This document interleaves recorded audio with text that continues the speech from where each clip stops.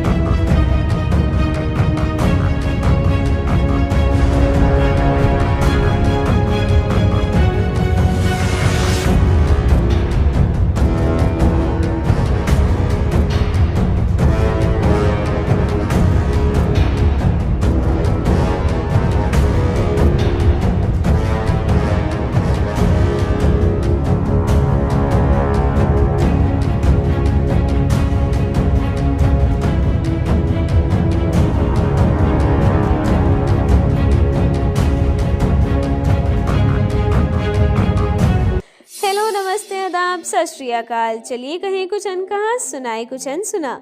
मैं हूँ श्रेया अरोरा, आपकी आज की होस्ट, और आप सभी का स्वागत है बॉलीग्राज स्टूडियोज की इस वीडियो में।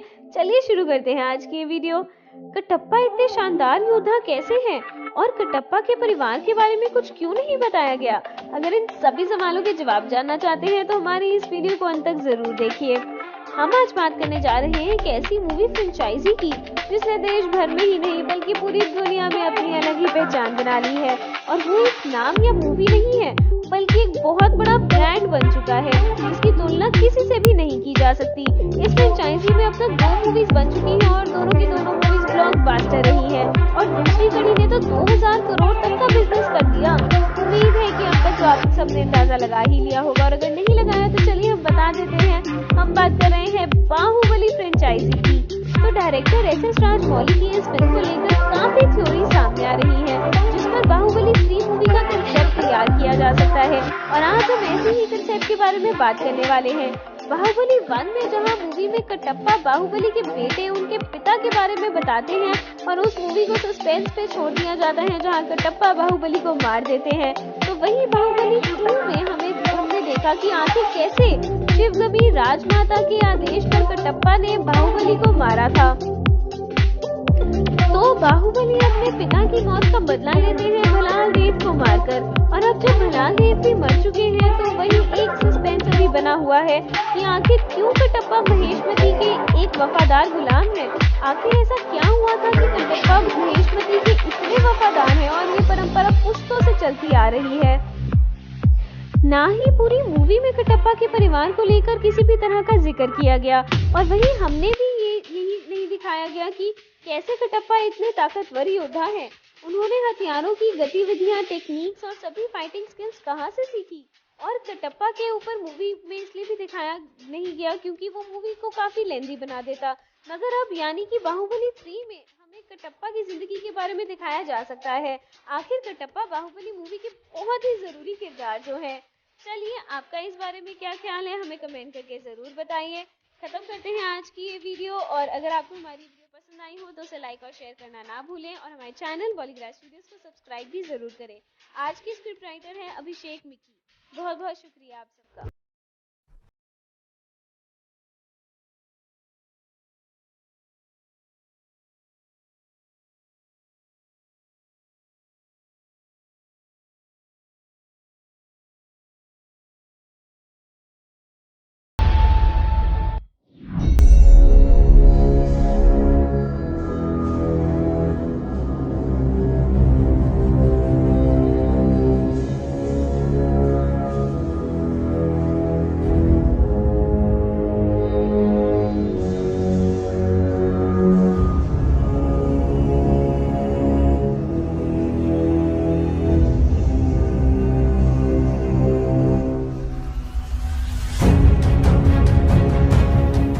चांदी ही चांदी थी एस.एस. राजमौली की फिल्म बाहुबली 1 में।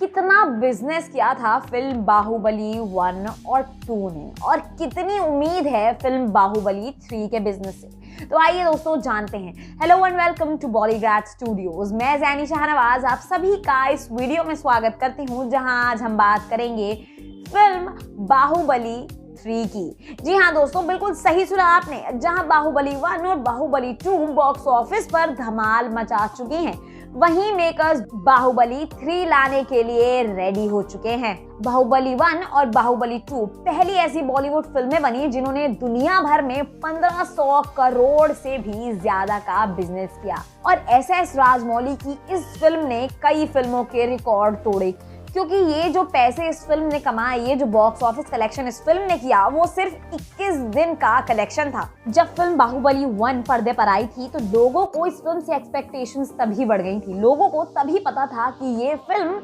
बॉक्स ऑफिस पर अच्छी खासी कमाई कर लेगी, और हाँ दोस्तों, इस फिल्म ने की भी। बाहुबली 2 ने टोटल 1502 करोड़ का बॉक्स ऑफिस कलेक्शन किया, जिसमें से भारत में उन्होंने 1227 करोड़ कमाए, और इतना ही नहीं, ओवरसीज 275 करोड़ का बॉक्स ऑफिस बिजनेस किया। यानी कि ये फिल्म भारत में ही नहीं, ओवरसीज भी अपना कमाल, अपना जादू सबको दिखा पाई। बॉलीवुड ट्रेड एनालिस्ट रमेश बाला ने अपने एक पोस्ट के जरिए लोगों को बताया कि बाहुबली पहली ऐसी भारतीय फिल्म बनी जिसने 15 दिन के अंदर अंदर 1000 करोड़ से भी ज्यादा का बिजनेस किया। तो दोस्तों ये बहुत बड़ा बिजनेस था जो फिल्म बाहुबली ने हमें कर दिखाया। बाहुबली के हिंदी वर्जन ने भी खूब कमाई की थी, जहां एक तरफ बॉलीवुड में इस फिल्म ने 67 करोड़ से भी ऊपर का बॉक्स ऑफिस कलेक्शन किया था, वहीं अभी तक इस फिल्म की 800 करोड़ से ऊपर की कमाई अभी तक हो चुकी है।